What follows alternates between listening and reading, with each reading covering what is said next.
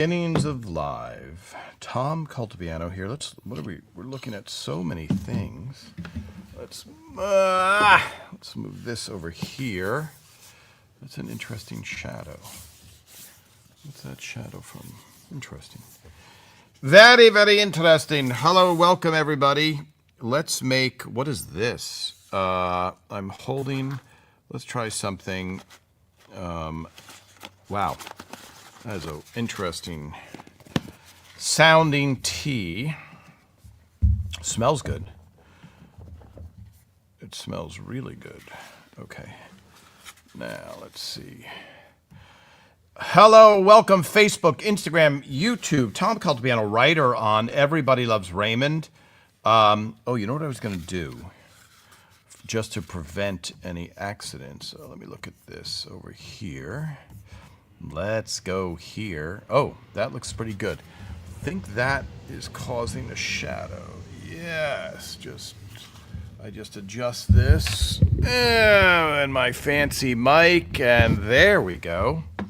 A little bit better. Interesting. Could also swing that camera.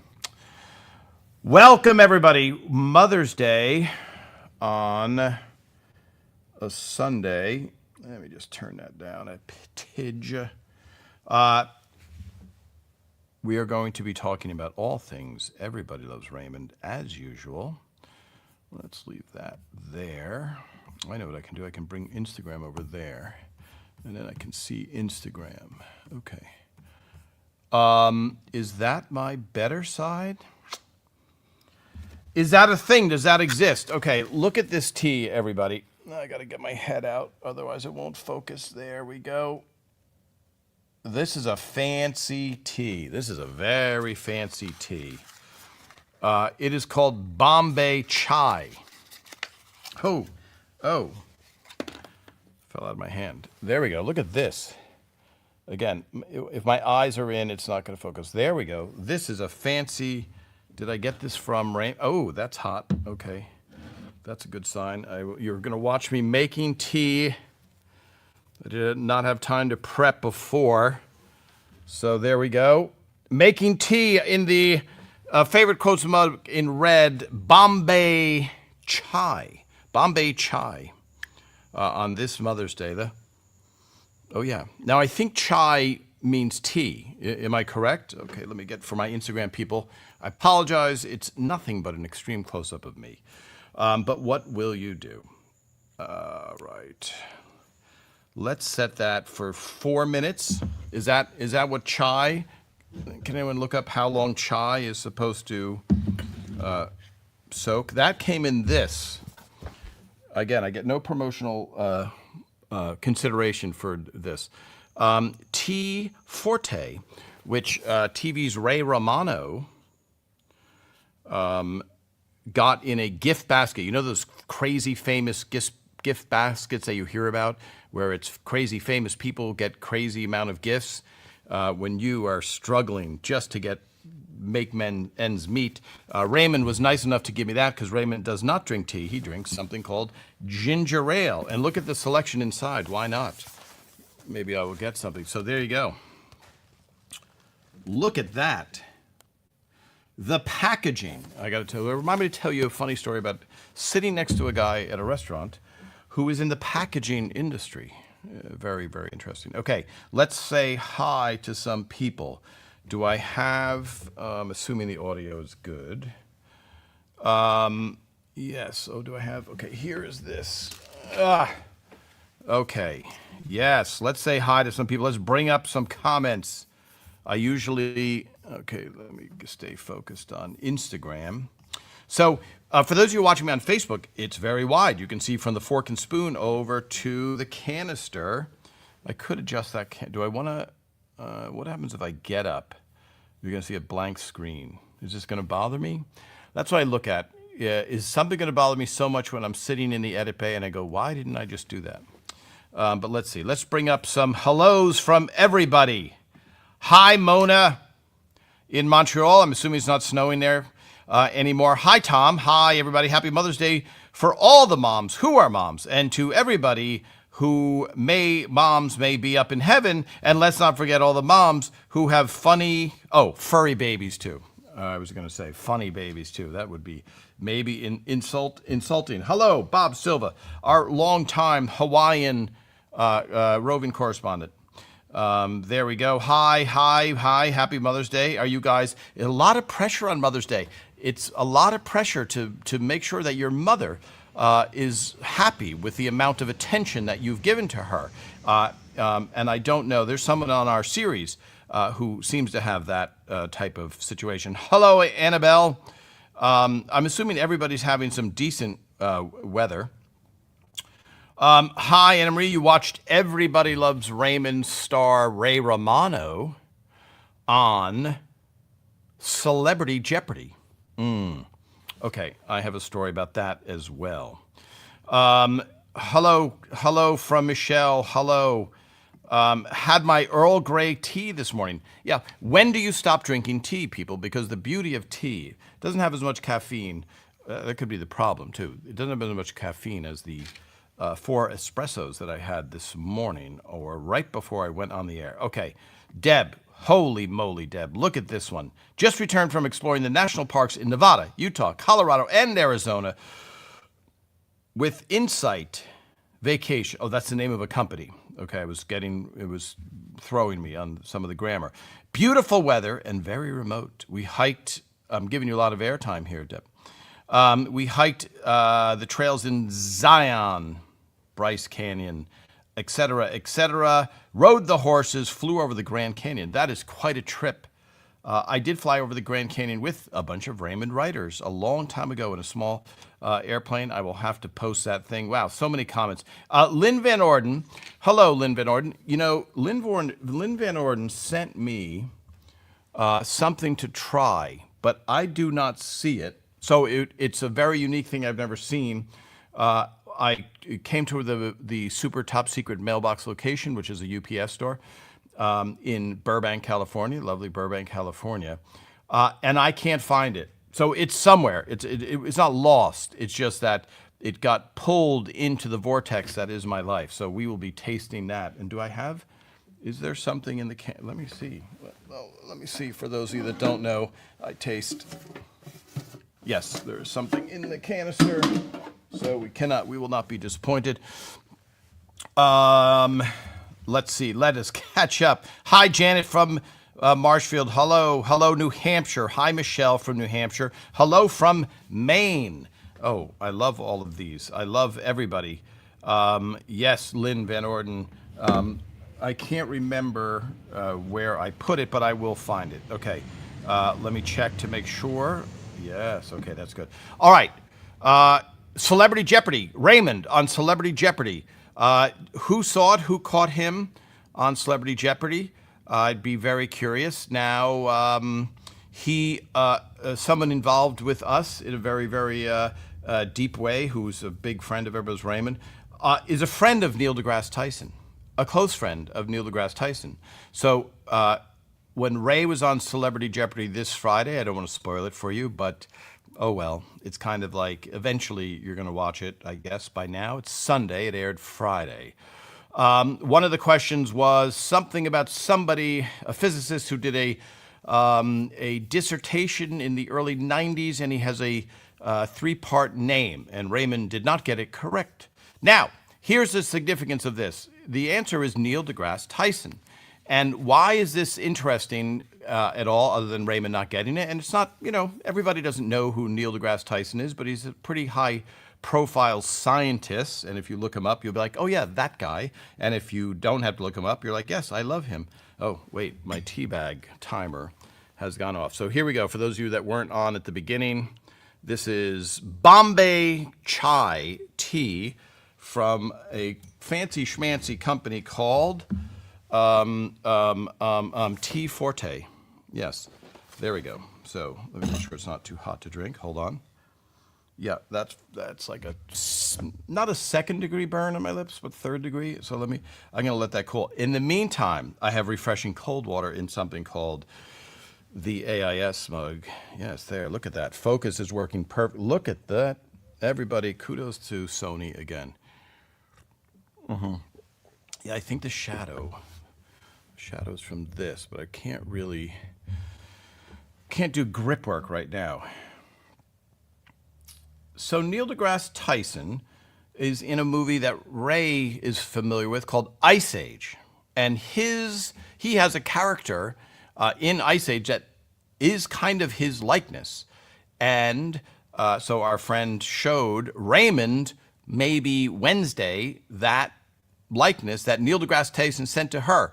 And Ray's like, oh, yeah, I don't think he's in the movie long, but great. Neil deGrasse Tyson, okay. Then a few days later, the question comes up, who has three names, who's a physicist or whatever his scientific background is, and he did this dissertation. I don't know, is he an astrophysicist? Maybe I should know that. But Raymond drew a blank on not on live television, on television. So there we go. That was the inside story that you can only hear here about Raymond and the irony of him not guessing that name. So there you go. I'm curious how many of you knew or know that name. Okay, which is awesome. Hi, Anita. Yes, I am well. Thank you. Hello. Hi, everybody. Catching up. Wow, this is very good. Yes. Hi, Rita in San Jose, California. Hi, Karen Jack. Let's bring up your comment. It's long, but you deserve to have your. Let's see, where does it go on Instagram? Oh yeah, Instagram brings it up on top. Okay, Tom, I was planning to make my chocolate-covered cashew brittle for you this week, but I injured my rotator cuff. Wow, and now. I hope your rotator cuff, that's not a great injury to have. Now, I can't make it because it involves a lot of stirring and lifting of heavy bowls, my goodness, into and out of the microwave with both hands. But I will make it for you as soon as I am able. Hopefully it'll be worth the wait and worthy of the canister. Now, Karen, the first thing that everyone's thinking is, where's Bob? What about Bob? Why can't Bob listen to this and start lifting those bowls for you? But of course, anybody, please, you don't have to send me anything. I so am appreciative if you do, but especially if there's if you have received a bodily injury and that's preventing you from sending something, I don't think you even have to make up that. You have to. It's a great story, but here's an excuse. This is an excuse I'll accept. Tom, you know what? I didn't feel like it. That's an excuse that you can put in there that I will accept.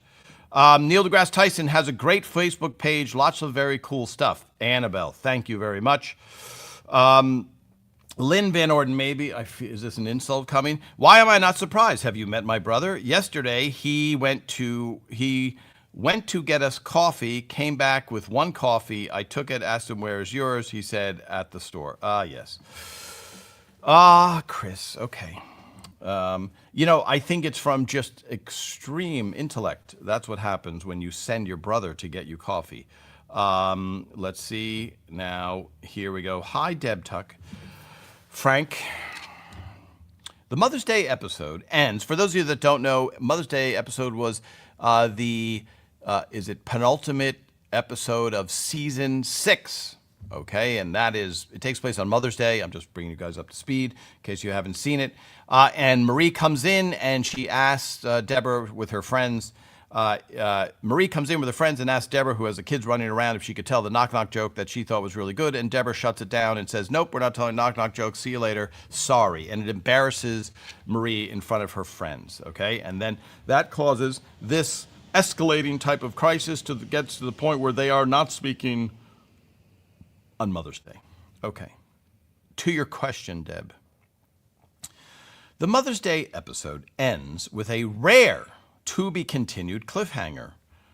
Why was it described to let the tension linger over multiple episodes instead of why was it decided? Okay, not the verbiage of to be continued, instead of resolving it with the standard 22 minutes. Deb, excellent question, Deb. Again, always an excellent question.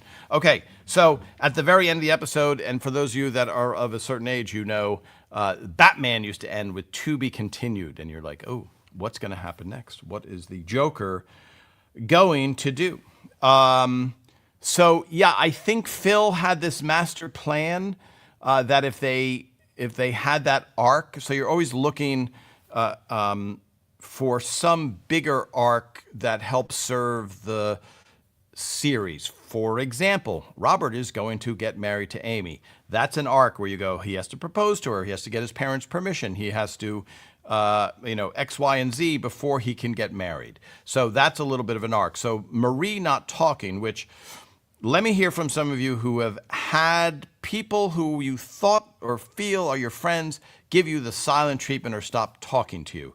I'm curious how many people have happened. That has happened to me quite a few times. Maybe one, two times in my life, maybe three. I don't know. And then there's the other times when they do, and you don't realize that someone is giving you the silent treatment, like Robert to Marie. So the beauty of them not talking is, it reflects a lot of real life situations. Now, if you're going to ask Tom, you're almost a licensed therapist, right? Yes. I have a degree in finance and management in real life. And I was doing stand-up comedy for a very long time and continue that. And also I help children with visiting with Zooms to classrooms. Therefore, pretty much a licensed therapist. The person that stops talking to you, it's a very, very immature, controlling move. It really, really, really is infuriating, and people have tipped their hat to tell you just how not mature they are. Because if you're mature, you say, here's what bothered me, let's try and work it out. However, if you are a controlling person, then that is not in your game, because you're not able to punish the person enough for their trespass.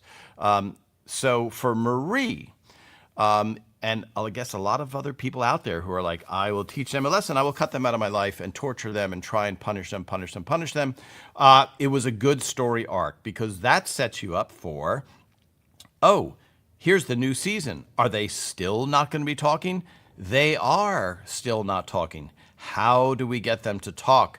Maybe a common enemy. They always say, like, and this has been released a lot, or a lot of news about it. If aliens landed, with all the nations in the world unite to fight the aliens, assuming they're bad, they could be good. They could be like Canadian, aliens, very nice people. We don't know. But that is kind of the story arc and the motivation, I would say, behind that. And as always, we can always refer to Phil Rosenthal for the, what do I want to say? Truth. The truth. That's what I was looking for. Okay, let me scroll down. Question. Let's look on the neglected Instagram here for this. I got to look over this screen, and it goes this way. Oh, it's kind of backwards. Yes, the kids made Deborah breakfast in bed, and butter gets on their sheets. That is correct. Hi, Tom. There's a hi, Tom, in there from Lee Gerber. Lee, I believe Phil Rosenthal is in your neck of the woods. I believe Phil Rosenthal is in Australia currently. Is that true? Do we know that? Do you know that? I do believe. I'm curious if anybody has gone to see his show, which people always seem to love. Okay, there's my cursor. Let's get back here again. Let's see. Also, by the way, I have to say this. A lot of times you can ignore this. You guys know what a troll is, right? A troll is just someone who tries to get your goat. So when somebody comes to my page and says, this is the worst show that ever aired, and I don't know why anybody would like it, I try and block that person right away. They're allowed to have their opinion, but why are you writing that on a Neville's Raymond page? So it's kind of like just running into a baseball game and just standing in the middle of the field and going, baseball is stupid. It's like, okay, but not to the people watching, and why are you doing that? Perhaps for attention. So I hate for people to be pulled in, is my whole point of bringing that up. When somebody writes something and you're like, oh, really? And then it always de-escalates to, but no, you're stupid, and then whatever. So if you report them to me, we block them immediately, and it feels immensely pleasurable, like a controlling person cutting out somebody and punishing them. Only this negative energy we don't need on our channel. But if somebody writes something like that, you don't have to say, no, Raymond is a good show. Hi, Tom and all from Toronto. Raymond on Jeopardy this week, yes. Hello, Alabama. Okay. Deb, going back to you. Let's see, Deb. The Mother's Day episode was the first of 4 in a massive feud between Ray and Deborah. Was there a time the writing staff felt that they went too far with the conflict between them? Thanks, Deb. Yeah, so that's a good question because a lot of people have commented about them not liking that arc. I think it's so real life. It's such a good story to tell, and also for them to have to recover from that, which also often happens in real life. And a lot of times you go, what was I fighting with that person about? I don't even remember. So I think it was a good arc. I don't remember any discussion in the writer's room of going, God, I feel like we're pushing it too far. I think we should not do it. Because also, you have to remember that there was 210 episodes to be made. So it wasn't like, I know you were watching the episodes and they all seem so funny and so well thought out and it hits on all cylinders, as we say. But, you know, when you're in the middle of season 6 and you're like, wow, how are we going to come up with 100 more stories, 80 more stories? So it's appealing to have something that has an arc, etc. Okay, now let me taste the Chai Bombay tea. Hold on. Yes, I think I have to. By the way, I started recording something new. All right, here we go. Who's the nutcase now? I think Patty Heaton won for that. For that episode. By the way, let's see. That is a phrase that came out a lot on Raymond. By the way, you hear it a lot. Okay. Yes. Karen Jack, Lucky Suit was an all-time favorite. Yeah. Sorry. Was the fight, I saw a question, maybe it was from Deb Tucker Frank. Was the fight based on a real-life fight from anybody? As far as I know, no. I don't remember it being from a real-life fight. It just seemed like when you had that much tension with Ray and, with Marie and Deborah, that seemed like it would be a good place to go. The golf episode is on TV Land now. Here, the one with Kevin James. Karen. Okay, those lack of commas throw me. Yes, golf episode written by me, Raymond, and Kevin James. I believe the first script he ever wrote. Yes, a very funny one. With my real life doctor. His name is in there, and he was Indian, Dr. Sundram. Okay. You're all fabulous writers. Some of the scripts were just hysterical and also spot on with some families. So, Anne-Marie, this as a writer, you were all fabulous writers. Some of the scripts were just hysterical. That is called looking for the negatives. I'm going to take that as a compliment. FYI, I showed a few people your ELR Live podcast while on our 10-day national trip. Told them all over to look it up, free to follow and join, and many watched the show and said to me they would check it out. Deb, see now, Deb, I'm saying your name, and they're gonna be like, hey, wait, that's the woman that we met who said that she actually might have been watching something, and he said his name. Janet, I blocked those ASAP like a few weeks ago. Yeah, great. Yeah, you don't need that negativity because they want to fight. That's their goal. He did great on Jeopardy this week. Let's see this. He looked handsome. I will pass it on. He looked so handsome. Marie was definitely the villain in the show, and the boys couldn't stand up to her without a doubt. Hi, Annabelle. So, let's see, Annabelle's, so many questions, so many comments. I think we're becoming almost like a comfortable family for a visit on Sunday, is what I'm sensing. Annabelle writes, Annabelle, for those of you that don't know, one of the few fans who came to the show multiple times and held the canister in her hand. In that story arc, I love when Ray shares his strategy to use Deborah and Marie's situation to further his interest in playing them off each other to get them to do stuff for him. Later, at Ray's house, Marie and Deborah try to stop each other to top each other with how. Not, sorry, I know on autocorrect it wrote house how nice they are to their spouses. And Marie struggles to get the words out to Frank when she calls him honey. Yes. By the way, that is what's called a character joke right there. Because if you don't know the characters and you don't know the dynamic between Marie and Frank, where a woman saying honey is a struggle is a big laugh. If you were like, here's a joke. What if she can't say honey to him? Well, if you don't have the backstory and don't know that, it's not going to be a big laugh. On Evers Raymond, you're like, of course, Marie, she could. Her saying honey towards Frank is so antithetical to how she would speak. So that's a great observation, Annabelle, as usual. So here was a question also, by the way, before I get to other questions. Somebody, and I'll go through an episode, making an episode. I posted a picture of a table read. Do I have that? Yes, I have everything at my fingertips. Let me see this. Let me do this. Go over here. Hope the sound is down there. I believe it was Brad Garrett at a table read. Wow, did I post that many photos since that table read? So the question was, let's see this, do this, go over here. Wow.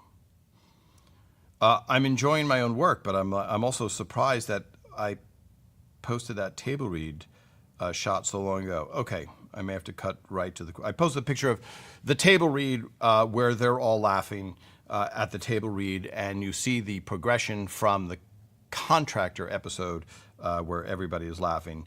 And someone said, "How do you stop during the table read? How many table reads do you do?"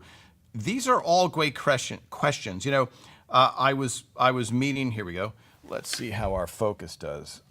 Get my head out of the way. Yes, so there is a table read. That is a table read. And then I made it into something called a reel. Oh, it's even got a little sound. Okay. So there we go. There's Tom's head out of the way and focus. So that's a table read, and that's different moments from the same table read from the canister. Brad Garrett just hitting out of the park with funny faces. And then finally Raymond laughing, Patty laughing, etc. So just real succinctly, because I will do an entire description of how it works, but a table read is the beginning of the show week. We sit down, the writers see the script, they have it in front of them, they saw it for the first time right after they finished taping the show the night before. And then they read it from beginning to end without stopping. And there's no notes, there's no, hey, you know, on page 3, I'm not clear about this. None of that. They have to plow through that script in real time to give everybody a sense of how that show is going to run. Meaning, we need an exact run time. Are we 5 minutes over or are we 5 minutes under? We were always over a few minutes, but when you film a show, you want it to be almost within a minute. This way, there's not a lot to cut. Some shows are not that way. Some shows shoot for a 22-minute show. They shoot 40 minutes, and then they have to sit in the editing bay and go, what about this? What about that? Phil made sure the show was really, really well prepared, so there was no guesswork on Everybody Loves Raymond. Within reason. It's still comedy, a slightly black box technology. You can't 100% solve what is a joke and what will make people laugh, but you read it from beginning to end. There's no, how would I say that? That happens after the table read. So you watch the table read, it's laughs from beginning to end. Okay, cut. Then we sit there for a second, and then Ellen Halpern at the time would have something called a calculator and a stopwatch, and she would add up the numbers. She would go, okay, that scene was that. Okay, time, 27 minutes. Phil would go, okay, we got to cut 3 minutes. I think I know where. All right, now, notes from the networks. The network executives would gather around, and they would sit there, and they go, what about this? And then maybe Phil would go, Patty, I have a feeling that scene is going to change, so we'll send you down pages, but that I think we got to adjust that a little bit. And then to the director also, like, I think don't do too much on that scene. We're going to tweak that a little bit. And then someone like, I remember Georgia Angle asking, am I playing it this way, et cetera. So all that discussion happens after the table read. You would think, well, why doesn't it happen before? It could, if there was a big question, but the scripts were so close to how they were at the finish line that it wasn't, especially once you're in season 2, 3, 4. Doris Roberts isn't going, what is my character doing? I don't understand where that doesn't happen. That didn't happen on Raymond at all. It can happen in the first season. It can be, and Doris could be like, I feel like, am I too mean here? And, I want to be likable and, those type of discussions. But after the table read, which is in real time, that's the only time when you have notes. Then the director will start working on stage and the writers go back to the writer's room and they start doing the rewrite. And Phil would come into the room and say, okay, I think like page 7 and 9 we can adjust and we can do, I think, a little bit in the second act. And then we would sit down and he would go, okay, page 1, anybody have anything on page 1? And then you would go through the script like that while the cast is rehearsing on stage. So there you go. That's kind of a brief little table read thing. Let me see, no, I can't do that. I always have to do the script first because you know what we determined? A lot of times I eat chocolate and chocolate gets on my fingers and then I touch a priceless, one-of-a-kind script that can't be replaced. It's the only one in the world like it. I'm not going to show you the cover, but that is it. Well, I could show you the cover. There you go. That's the script that you're going to guess. And let's just say I'm like, oh, in 100 years, someone goes, it's so weird because the wardrobe people seem to love chocolate. They really love chocolate because there's chocolate over every script. And then somebody says, no, I watched a podcast of this knuckleheaded guy and he would eat chocolate and then he would handle these priceless scripts. And someone would go, well, why would he do that? And then, they go, oh, well, at least he's no longer around to ruin more things. Okay, back to some more questions. Deb, in the writer's room, was there a Team Deborah and Team Marie? How to ensure both women felt justified in their anger and they're keeping their anger relatable to the audience? Excellent question. There was no such. It was just an active, ongoing discussion. So if you're really, this sounds pompous, but if you're a good writer, I'm not saying I'm a good writer, but I'm just saying if you're a good writer, you're thinking every single character's attitude all the way through. That's why when you watch a show that's not great, you're like, I don't believe that character would say that, or every character seems to be the funniest person on the planet. So you're going, okay, where is Marie coming from? Because guess what? When you're Marie or when you're Tony Soprano on The Sopranos, you're not thinking, I'm a bad person and I'm going to do this. You're justifying all of your actions. So Deborah was disrespectful. All she had to do was say one knock-knock. Let her kids say one knock-knock joke. What's the big thing? It would have been over and then we wouldn't even have had that thing. A little extra consideration because her friends are there. Her friends are right there. You're embarrassed. It's one thing without friends, but when you have a witness, boy, people get mad when you do something to them in front of strangers or friends or a witness. They really go crazy. So there's Marie. She has a really good point. Deborah's like, you know what? This was the straw that broke the camel's back. I'm not bending over back. How can she not see that I'm having trouble wrangling the kids? And please don't judge me for that. And also, how about knocking? And how about not just showing up with me? So that's how you go through. You're sitting there from every moment of the scene and going, where is this person coming from? And that's how it feels the most realistic because you're like, yeah, you should be able to see both sides. The lateness episode, you should be able to see, yeah, Ray, take off, leave. You got to leave her. Teach her that lesson that 6 o'clock, 6 o'clock AIS means 6 o'clock. It's not 6:05. And then from the wife's standpoint, it's like, I take care of the kids. I do almost all the work around here. And you are upset because, don't get me started. So there you go. Both sides of the argument. That's what you're trying to do. There was no Team Deborah. That's why a common question is like, who wrote Frank's lines? Everybody wrote everybody's lines. Were some more relatable? Did you like writing Frank's lines? They were great because they're like your id, Frank lines. The id is the unfiltered, no conscience, just blurt out what we as humans wish we could do at any point, but we don't. We don't say that. And were there people, I was a single guy in the writer's room, so the married guy perspective was not my strong point. Robert's perspective was much more my strong point of being Robert, at least dating wise, So there are people that have more relatable things, like Steve Scrovan, who came in with the lateness story, is like, I'm always waiting for my wife, and that triggered this argument where half the time it's this person or that person, meaning half the time the wife is late, half the time the husband's late. Okay. Yes. Bombay, let's go. Bombay chai. Okay. Again, the television, it seems like I'm reprimanding. The television festival in Austin, Texas, May 30th, Ray Romano, Phil Rosenthal, and many of the Raymond writers will be there. I think it's 7 p.m. At the Paramount Theater, which I think is a big theater, and I think you can buy tickets just for that event, and you can buy a package. If you like TV, it is a good place. It is really a good place to go. All right, back to questions. I was just thinking some other things. Just so you know, a favorite saying of mine, yes, that is Mike Royce, great writer, great little episode, just so you know. Tissues. This is the work of an evil genius. Let me see. Hi, Tabitha. Whatever happened to the kid Spencer? System failure. I don't know. I think I've read online. Is he not acting at all? I know a lot of people did not like that episode because it was really well done. And for you're supposed to hate that kid. Tabitha, yes, I do too. Okay, canceling, yes, trolls. Okay, the fake accounts and haters.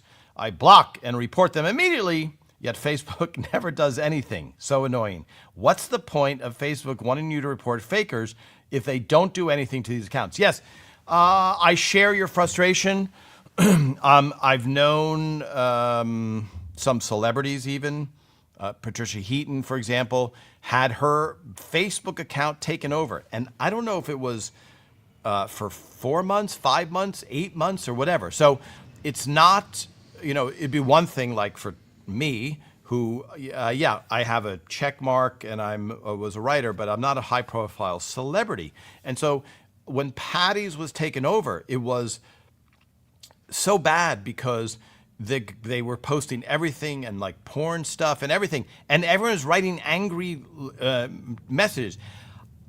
I will never watch Raymond again. I can't believe you would post this. And so people had no clue that she couldn't control and couldn't get it back. And I think it took her a long time to get it back. So yeah, that's the argument of, if somebody just writes, I don't like Robert's character and I hate it and it's stupid, do you want them banned from Facebook? They're allowed to have their opinion, but in the world of civility, why are you writing that on an Everrose Raymond site, which is a good question. But yes, blocking is a very, very good one. Anne Marie. Okay. Wait a minute, Anne Marie. Let's make sure there's no miscommunication here. I have to go back. I have to searching. You were all fabulous writers. Some of the scripts, yes. Anne Marie, that was me being funny. I did not take offense. It's a very, very nice thing, but let me give you the rebuttal here. Anne Marie, I didn't mean anything as negative at all. Some shows were just totally hysterical, and others were good too. Interesting. I love every episode, but some were spot on, relatable to my family is what I meant. Yes, Anne Marie, I'm taking that compliment. You did absolutely nothing wrong. I was just being, when you are a writer and when you would try and write something where you knew that Ray's parents are going to say stuff where you go, what are you saying? I saw a 60 Minutes interview a long time ago with Barbra Streisand's mother.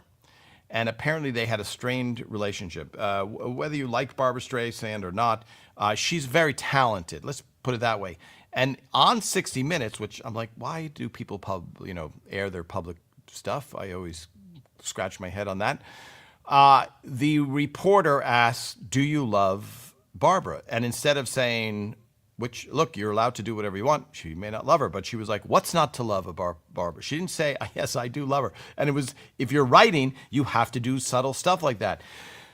Marie, Mom, what if I told you I have a tape of you saying you like Amy better than Deborah? And Marie should say, I never said that. That doesn't exist. She says, give me that tape, okay? And then, like, Ray's trying to pin her down earlier and saying, are you saying that? And she's like, I'm not saying that. No, I'm not saying it. I know you're not saying that now. So the subtlety of words, Anne-Marie, that's what you're seeing me read correctly as a comedy writer, and I totally appreciate it. That positive sentiment, yes. And you can, by the way, we know that some of the episodes are completely like Cruising with Marie. People love that. Mothers love that episode, Cruising with Marie. And for me, as a single guy at the time, it just didn't, it wouldn't be the story that I wouldn't say, hey, everybody, watch this episode because you'll love it. However, mothers who are close to their sons and that's their dream would be that cruise, and also to come out of my shell and get out from under my grumpy husband. That's a great episode. So 100%. Also, just some, this guy named Ray Romano judged all the episodes, all 210, and he rated them, and he's like, look, some are really great and some are not as great. That's what I would say. Hi, Anita John. I first discovered ELR whilst at my first few weeks at university about 20 years ago. A lot of the characters are like my family, and it helped with my homesickness so much. Where were you going? How far were you from your home? I've loved the show ever since. I love the fact that it's on every day and I can watch it and still enjoy the amazing storylines. Not many shows like ELR have lasting appeal even many years after. Anita, a very, very sweet message, and I would agree. Yes, Karen Jack, very funny. I'm guessing Spencer graduated from the gifted program with no friend and zero social skills. Yes, funny, relatable to some of us. Not me, of course. I would never graduate from a gifted school. Lynn Van Orden, maybe. You didn't find your Mets hat either. Shaking my head, just like the locker. Yeah, so I don't know where my Mets hat is. I have two of them. I have three Mets hats. For those of you who don't know, New York Mets are a New York baseball team. If you're a Mets fan, then you age quicker. You have torturous age lines. You have discomfort in every way most of your life, because the Mets will determine unlimited ways to break your heart. Break your heart, break your soul, crush your soul, and take away your will to live. However, if I could find my Mets hat, then maybe my special rally hat would help them win. But yes, this is actually a Minotti's coffee shop here in LA, which I really, really like their shop, and I like their hat. Okay, but thank you for bringing it up, Lynn. I'm looking. It's somewhere. It's probably next to the delicious treat that you sent me. Hiding, they're both hiding from me. And let me see. Anne-Marie, and you did, and Anne-Marie, and I did write, you're all fabulous writers. That's not negative. Yeah, Anne-Marie, please. You should be angry at me. You should say, now why would Tom, I'm complimenting him. How dare he mistake what I'm saying in any way negative? I take umbrage. I take severe umbrage. That would be should be your attitude. Yes, I appreciate it. Hi, Deb Tucker Frank. Taking a break, taking a breath, because I feel like I'm really on fire here. Okay. More chai, Bombay chai. I'm tasting the chai, not as much of the Bombay. Okay, Deb Tucker Frank. Did the actors often, now Deb, did you drive on that trip to Bryce? It was with a tour group? Are you on a bus? Like, how do you cover that much territory?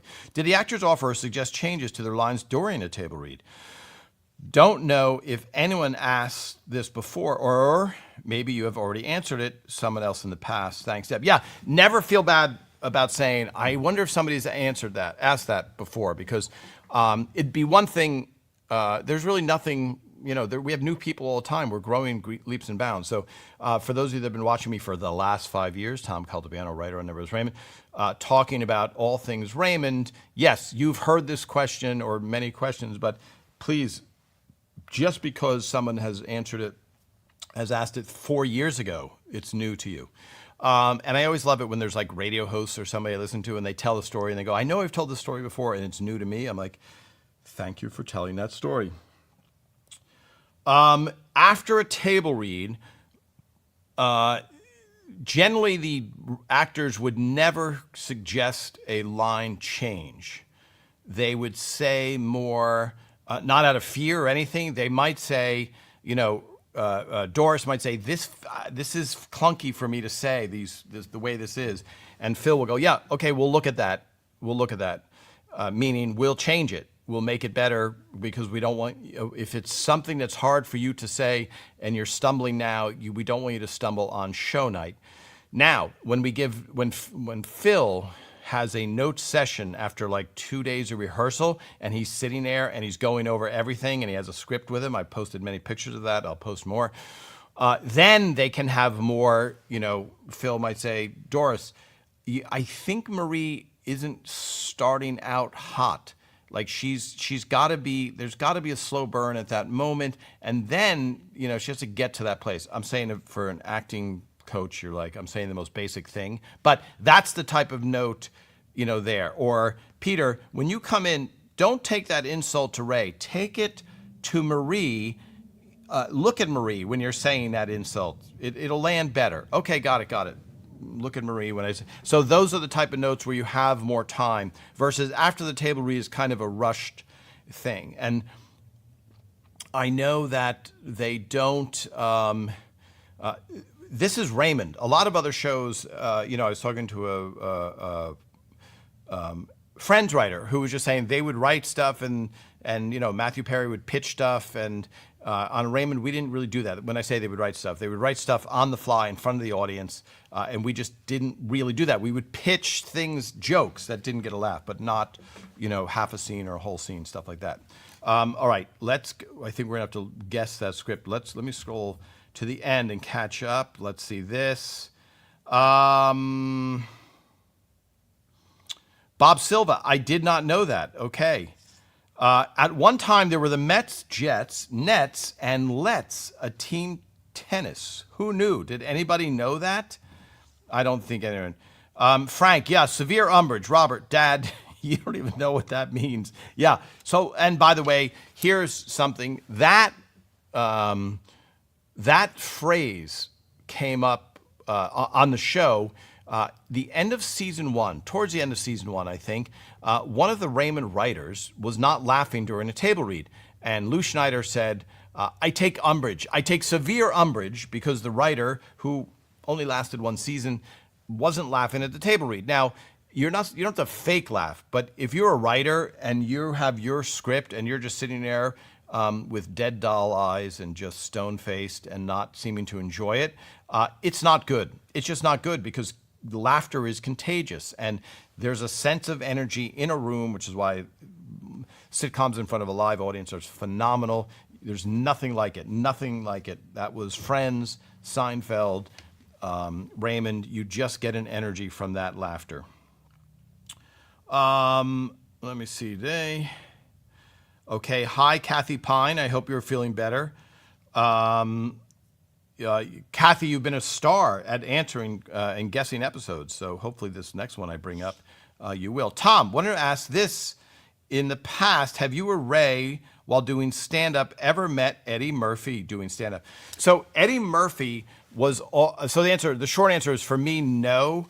Have I ever, the only time I saw Eddie Murphy was at a Paul McCartney concert where Paul McCartney in, I'm going to say 2001 or 2, you guys can look it up, he decided for the first time ever since the group he was in earlier called the Beatles, he was going to do a lot of Beatles songs on stage. And so a friend of mine's wife was the pre-show choreographer. So there were dancers in the pre-show of this very unusual, majestic kind of dancing of people coming down the aisles. And so This is a good story. I like this story that I'm about to. I am patting myself on the back for this story.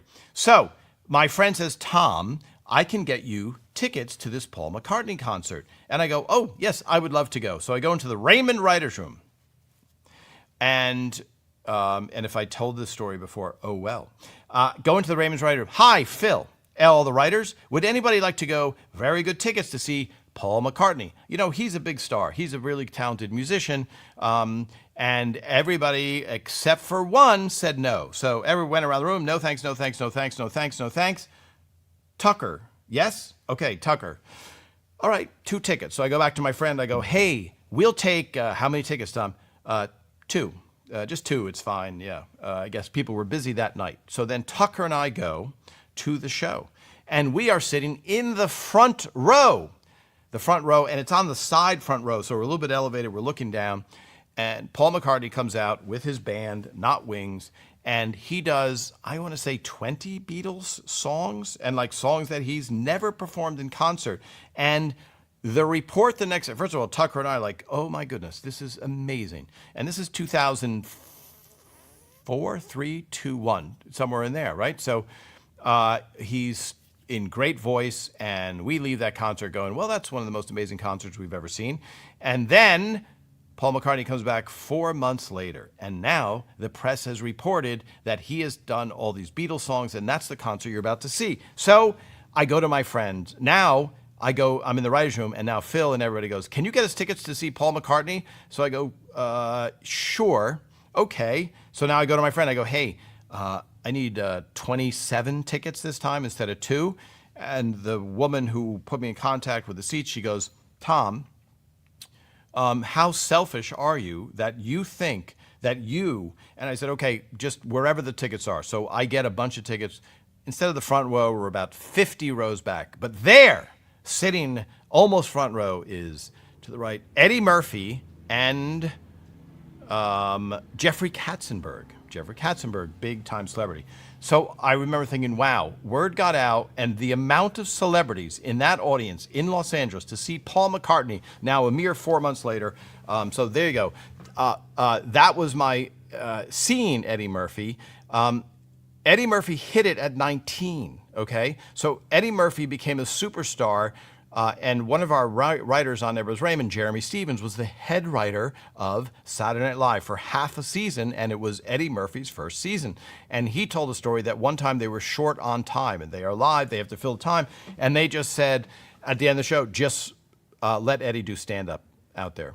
Just throw him out there, and he will do stand-up, and he will finish the 6 minutes of national television at age 19. So I don't know. I'll ask Ray if he has ever seen Eddie Murphy, but he was already gone. You know, even Seinfeld. I'm going to say Seinfeld was in his late 30s when Seinfeld hit. The show hit. So Eddie, and Seinfeld was a comic strip act. So he probably comic strip is a club in New York. That's where Eddie started. One of the clubs that he performed at. So they might have crossed paths, but he was way, way, way before my time. There you go. That's the short of it. I would only run into him. I'm trying to think where that type of thing, or I guess there's other places. But why bore you with me thinking out loud? Okay, let's go back before we try and play Guess the Script, which you guys are phenomenally good at, I have to say. There was one episode. Let me see this picture that I posted. Did I even answer that picture? Let's see this. Okay. This. And what's interesting is when you see outfits, when you see somebody wearing an outfit and you just saw that episode, you're like, oh yeah, that's that episode. But if you haven't seen that episode, for example, this one is Patricia Heaton. Okay, and that's Patricia Heaton with Ralph, the whole makeup team, okay? Shelley Woodhouse Collins, Christine Steele. That is Liars, everybody. That is the Liars episode. And a lot of people guessed a lot of different things, like, what did they guess? Many different things. PTNA. PTNA, that's, you don't get a lot of credit for PTNA because that if you don't guess that. Okay, here, this one also, which, come on, Tom's head can't be in because it grabs my eyeball. There we go, me standing in the wings as Robert makes that face. And I know that for the audience, those faces, by the way, I just watched that episode. He deserves an Emmy just for that moment. It's amazing how he reacts. And Alex Mnesses, of course, trying not to laugh, which is phenomenal. So, all right, let's try and play Guess the Script. Here's a script. Let me catch up on questions because I have been talking. Yes, okay. Scrolling down on Instagram. Hello, all of my friends. I booked it last year. It seems to be sold out on the night I went. I missed him first visit. Oh, okay. If you go, make sure you send me a message, and I will see if I can. I missed Phil in Melbourne. Okay. Sorry, Lee. I just saw Phil in Sydney. Hi, Louise. I just saw Phil in Sydney. It was so great. My brother, when I told him, reminded me our late dad always called Raymond Roman, despite correcting him many times. That's funny. Raymond Roman. Yeah, those are tough habits. Older parents sometimes misstating stuff. Hi. Was Marie driving through the house based on a real life story? I know the special. They said a lot of episodes were real. That happened. So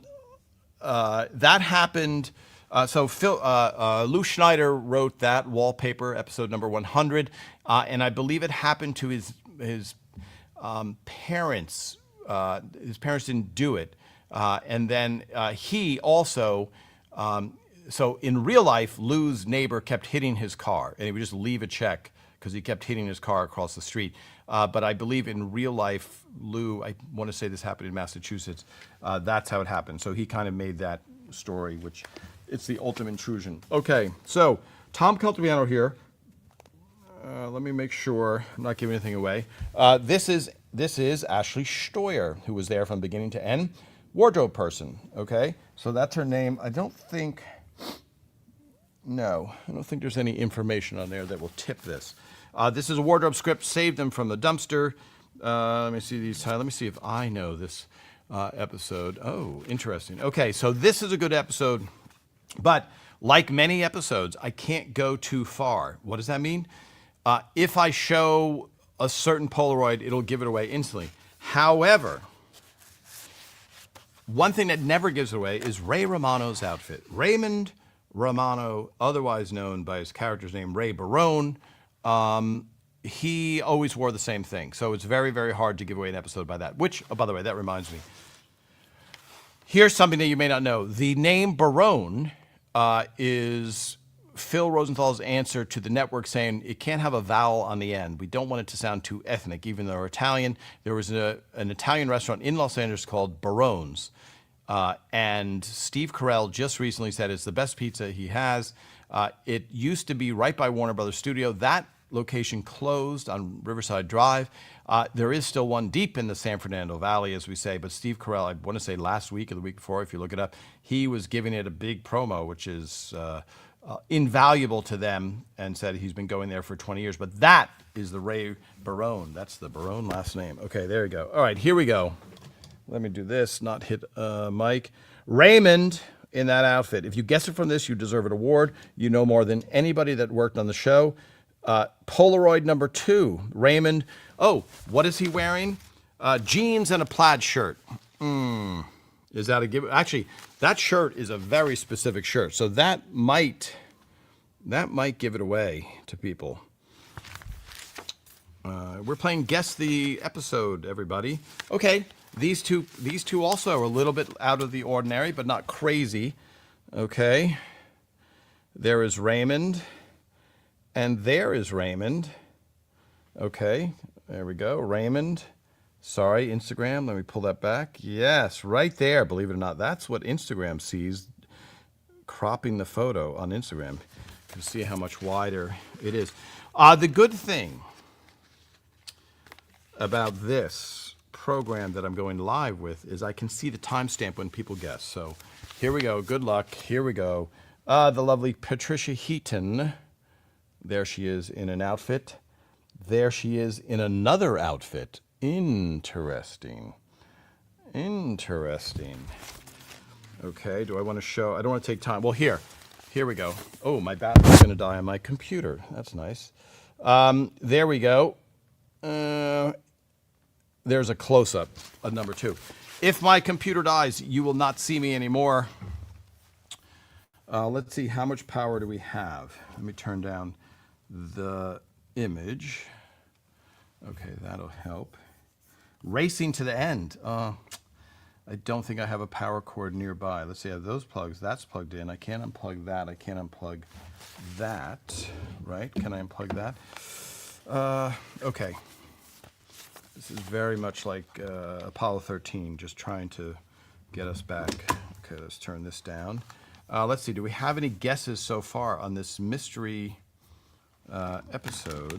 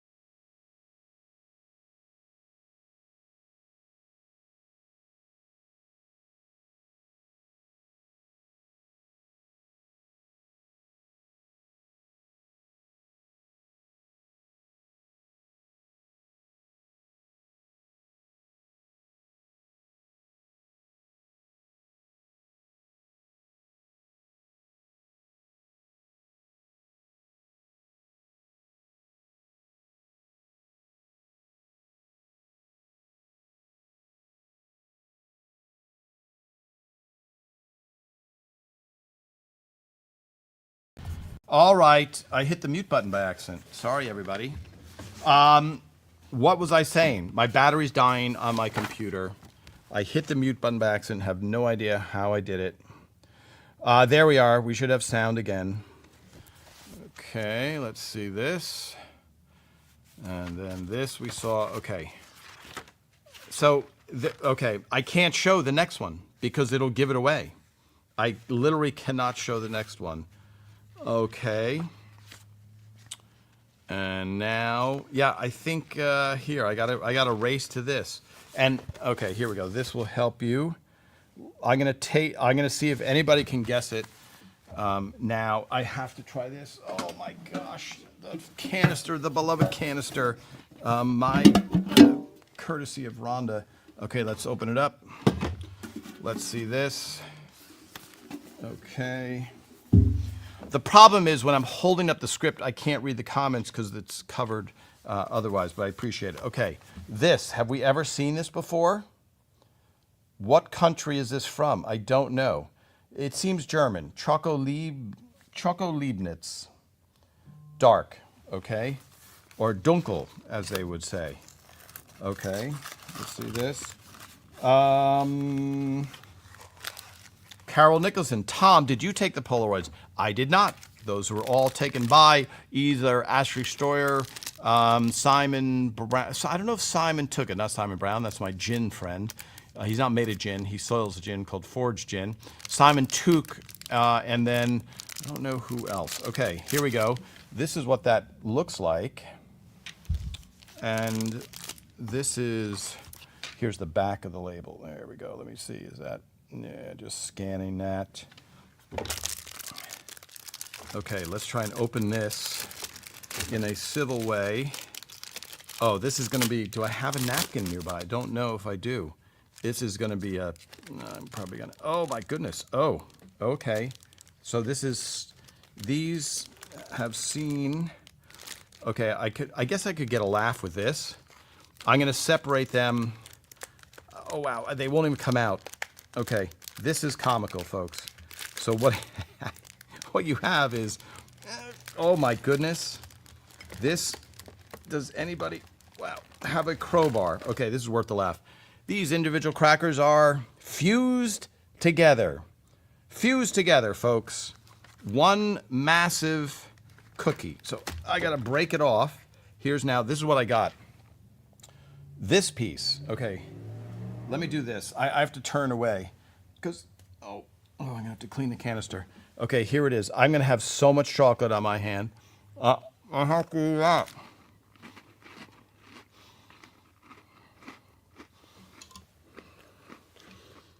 Okay, folks.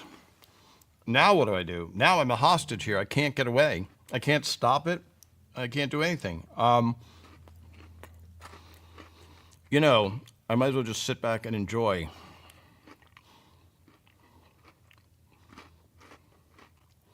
You know, there's worse pickles that people have gotten into than fingers covered with chocolate because you're eating a delicious treat.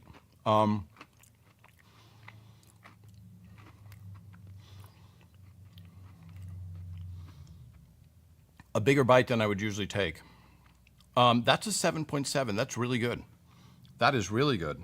That is really good. Okay, let's see if anybody was able to guess. I can't show you the one Polaroid that'll give away, but you might be able to deduce it.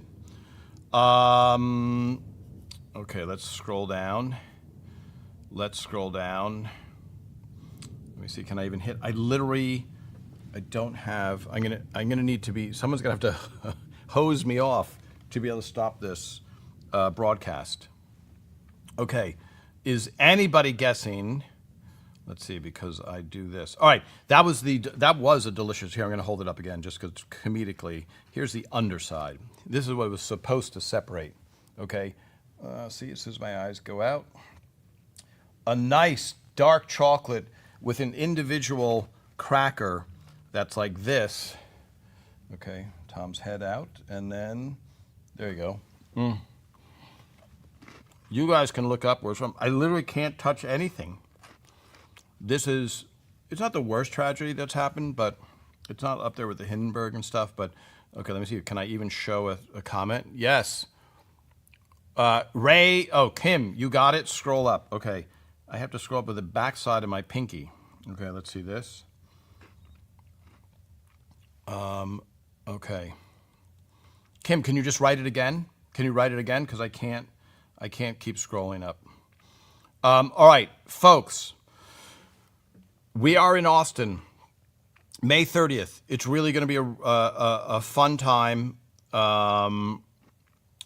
You will see Ray, Phil at the height of their powers, and Ray, let me see. Ray doesn't do that many shows lately. You'll hear us telling stories of episodes that are real life, and then we will show clips of that episode.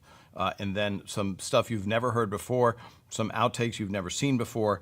A really, really, really fun time will be had. So, yes, Robert moves back. You are correct. You see, Kim, I can't scroll back because I'm covered with chocolate. I am, this is, if I were to commit a crime right now, you know, there'd be so much evidence left anywhere, which would be terrible.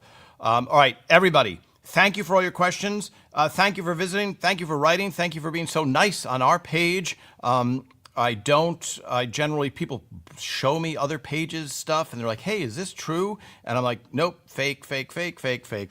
I don't even like to use that, but there's AI posts that I'm like, and I feel so bad because people heart them and it's all these fake AI about the cast and the cast being sick and this, all this stuff. So I do appreciate you guys being civil and writing. Hey, this is what I know, answering other people's questions here. And I'm coming out with a new feature very soon, just me describing as many photos as I can give, a little short description coming up on YouTube very shortly, and other things in store as we expand the channel much, much more. All right, folks. Have a good week. I will see you all next week. Congratulations, Kim, on guessing that. I will post the missing Polaroid, and you go, oh yeah, that's why Tom couldn't show it. And for those of you that have written a question, but I can't scroll back because my fingers are covered with chocolate, I apologize to you. See you all next week. Have a good week, everybody.